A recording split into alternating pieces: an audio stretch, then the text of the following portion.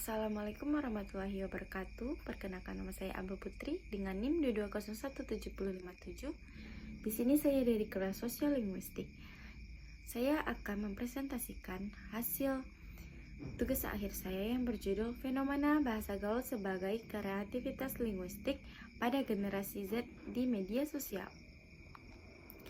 Latar belakang masalah di tugas saya ini adalah penggunaan suatu bahasa oleh generasi Z, terlebih itu bahasa gaul memiliki banyak kemenarikan serta keunikan jika kita cermati dan kita gali secara mendalam.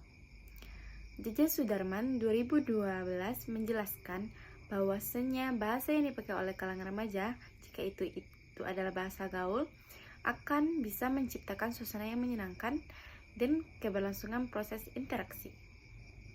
Hal ini dapat dikarenakan karena beberapa faktor. Yang pertama yaitu bahasa gaul lahir dan sering digunakan oleh kalangan remaja, dan bahasa gaul masih bersifat asing bagi remaja lain di luar pemakaiannya. Yang kedua yaitu bahasa gaul. Berbeda dengan bahasa sandi yang digunakan oleh suatu instansi atau organisasi tertentu. Yang ketiga yaitu bahasa gaul memiliki keunikan tersendiri dikarenakan memiliki perbedaan dengan bahasa sehari-hari dan umum. Bahasa gaul yang biasanya lahir sering digunakan istilah baru oleh pengguna bahasa, terlebih oleh generasi Z.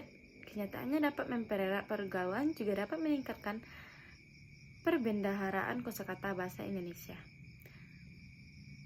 Hermanto dalam Sumarsono 2012 menyatakan bahwa bahasa gaul termasuk salah satu dari sekian banyak variasi bahasa yang sering digunakan oleh generasi Z, terutama di kalangan yang sering kita jumpai pada acara televisi dan kalangan remaja sebagai bahasa yang lebih fleksibel dan komunikasi sehari-hari.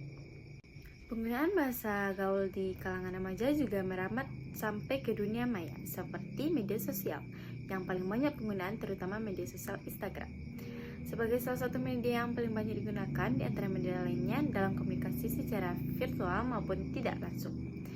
Bahasa gaul sebagai salah satu jenis atau ragam bahasa yang sering dipakai di kalangan remaja adalah suatu bahasa yang mempunyai keunikan yang menarik serta khas sehingga sangat cocok untuk diteliti dan dicermati segi jenis dan pemaknaannya. Rumusan masalah yang terdapat dalam tugas akhir saya adalah yang pertama, bagaimana karakteristik bahasa gaul dalam media sosial Instagram pada generasi Z.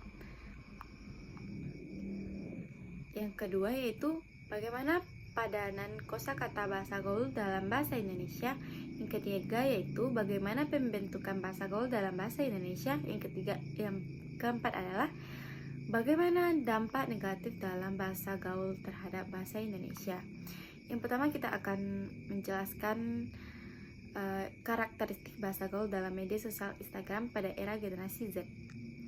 Berdasarkan data yang ditemukan dalam media sosial pada generasi Z, banyak gejala yang terjadi pada kosakata bahasa gaul, seperti perubahan, inovasi, substitusi bunyi, split, dan merger.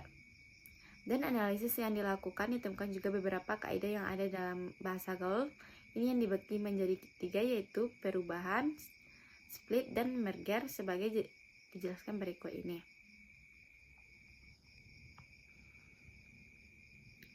Yang pertama, perubahan, inovasi atau substitusi bunyi. Krida Laksana 2016 memaparkan bahwa perubahan, inovasi, substitusi bunyi yang dimaksud di sini dapat dikatakan merupakan proses atau hasil penggantian unsur bahasa oleh unsur lain dalam satuan yang lebih besar untuk memperoleh unsur-unsur berbeda atau untuk menjelaskan sesuatu struktur tertentu. Perubahan inovasi bunyi ini bisa dibagi menjadi dua, inovasi primer dan inovasi sekunder. Inovasi primer adalah perubahan bunyi atau bentuk yang mengakibatkan terciptanya kata baru. Yang kedua yaitu inovasi sekunder, adalah perubahan bunyi atau bentuk yang mengakibatkan terciptanya kata baru. Yang kedua yaitu padanan kosakata bahasa gaul dengan bahasa Indonesia. Yang pertama yaitu gawai. Gawai merupakan kata bahasa Indonesia yang baru serta baku untuk menyebut gadget. Gawai dianggap merupakan kata yang tepat untuk mengganti gadget. Yang kedua, warganet. Warganet adalah kosakata baru yang digunakan untuk mengganti istilah netizen. Yang ketiga itu saltik.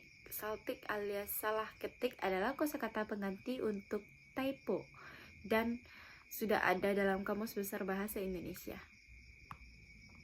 Yang ketiga yaitu proses pembentukan bahasa gaul.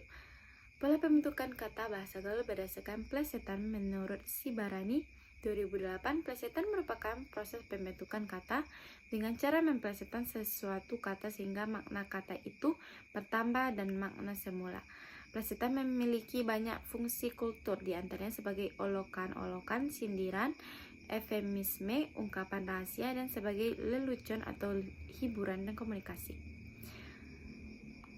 Menurut Baryadi 2003, plesetan merupakan tindak tutur yang mengelincirkan suatu lingual yang secara konvensional memiliki bentuk makna tertentu ke satu lingual yang memiliki bentuk makna lain. Ada plesetan yang hanya mengubah bunyi suatu kata, tetapi ada juga plesetan yang mengubah mengelincirkan struktur kebahasaan yang lebih rumit. Selanjutnya yaitu dampak positif dan negatif bahasa gaul dalam media sosial Instagram pada era generasi Z. Yang pertama itu eksistensi bahasa Indonesia terancam terpinggirkan oleh bahasa gaul. Bahasa sangat erat kaitannya dengan budaya sebagai generasi. Jika generasi muda di negara ini semakin tenggelam dalam pudarnya bahasa Indonesia lebih dalam, bahasa Indonesia akan semakin kesulitan dalam memangkul beban sebagai bahasa nasional dan identitas bahasa. Oleh karena itu, diperlukan pembinaan dan pemupukan sejak dini kepada generasi muda agar mereka tidak mengikuti proses pembusukan bahasa. Pengaruh arus globalisasi terhadap identitas bahasa tercermin dari perilaku masyarakat yang memulai meninggalkan bahasa Indonesia dan sering menggunakan bahasa gaul. Fenomena ini semakin parah dengan generasi muda yang terbiasa menggunakan bahasa gaul. Yang kedua yaitu mengganggu pemahaman bahasa bagi orang lain. Bahasa gaul dapat mengganggu siapapun yang membaca dan mendengar kata-kata yang termasuk di dalamnya, karena tidak semua orang mengerti akan maksud dan kata-kata gaul tersebut. Terlebih dari dalam bentuk tulisan sangat memusingkan dan memerlukan waktu yang lebih lama untuk memahaminya. Yang ketiga yaitu menyulitkan pemakaian bahasa Indonesia. Penggunaan bahasa gaul dapat mempersulit penggunaan bahasa Indonesia dengan baik dan benar. Padahal di sekolah atau di tempat kerja kita diharuskan selalu menggunakan bahasa Indonesia yang baik dan benar. Tidak mungkin jika di pekerjaan rumah, ulangan, atau tugas sekolah dikerjakan dengan menggunakan bahasa gaul. Karena bahasa gaul tidak masuk ke dalam tatanan bahasa akademis. Begitu juga kantor laporan yang kita buat tidak diperkenakan menggunakan bahasa gaul. Jadi ketika situasi kita akan situasi yang formal, jangan menggunakan bahasa gaul sebagai berkomunikasi. Sekian, terima kasih. Saya tutup dengan Assalamualaikum warahmatullahi wabarakatuh.